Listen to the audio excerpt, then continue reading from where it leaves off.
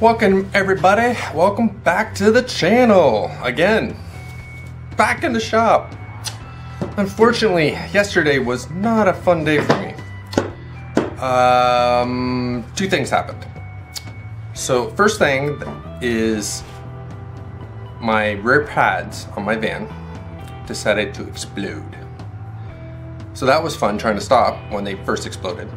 The second thing is I found that I picked up a nail on the same side that my pads exploded. So what I decided to do was for people that want to repair their own stuff. This is sort of a how-to on how to repair or put a plug in your tire.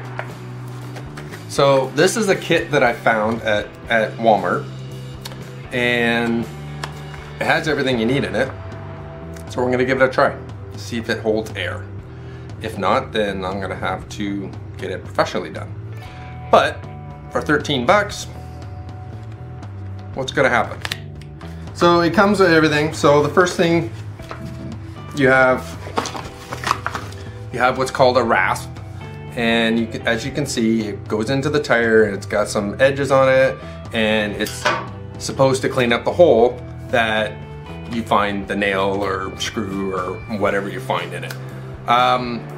It's easier to plug with this stuff if you have your nail in the tread. So if it's in between the tread, it might require a different plug. So this is for only stuff that it's found in the tread. Anything on the sidewall, I would take that to get professionally done. If it's too far down the sidewall, they won't even touch it, they'll just replace it. So I'll show you. Now I've already taken the it was a nail, the nail out. So this is where the hole is. And the tire is pretty deflated right now because, yeah, just air.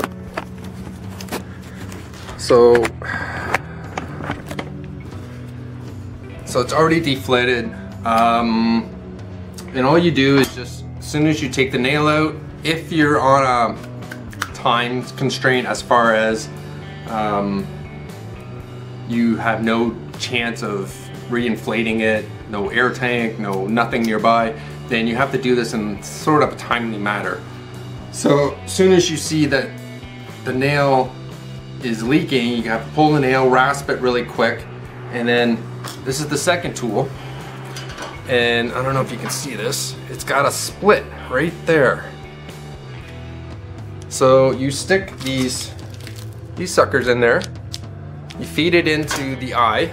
There's an eye, just like a needle for threading anything. And you stick it in, you fold it down, you blow this thing into it after myself.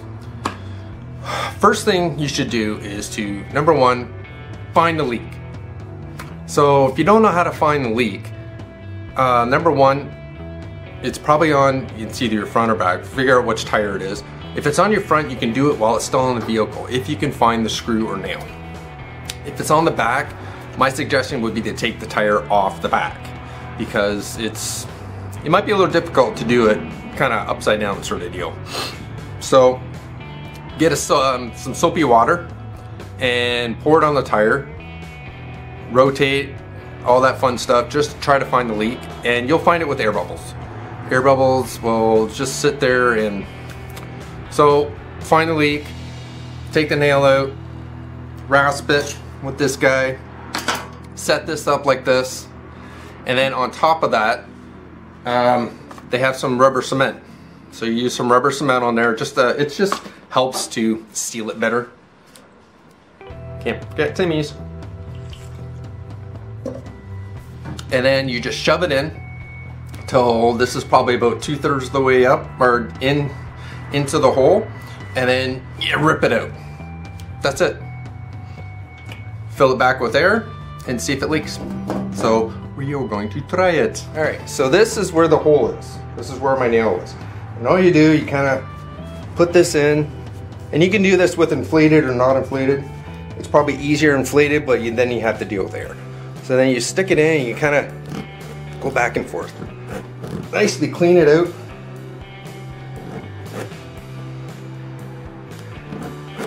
And then once you get that done, then you take some of this contact cement. You take this guy, and the contact cement. Oh yeah, of course it doesn't have that.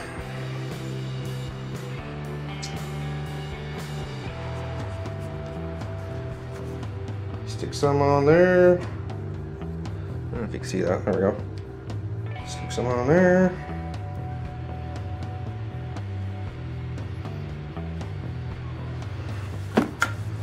And then you just put it in.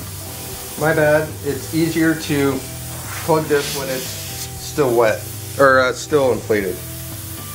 Way easier. Contact cement.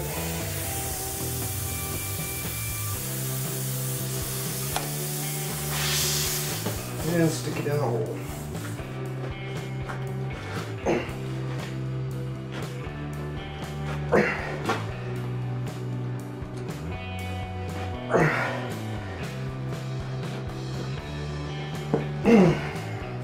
Get about that far, maybe a little farther.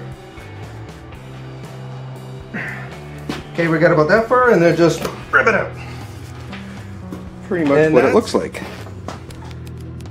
You're gonna let that set up a little bit, and all you do is just cut the excess off with an X-Acto knife, and then re-inflate. That's it. So just to give you a perspective, we're at 44 pounds. Okay, and with soapy water,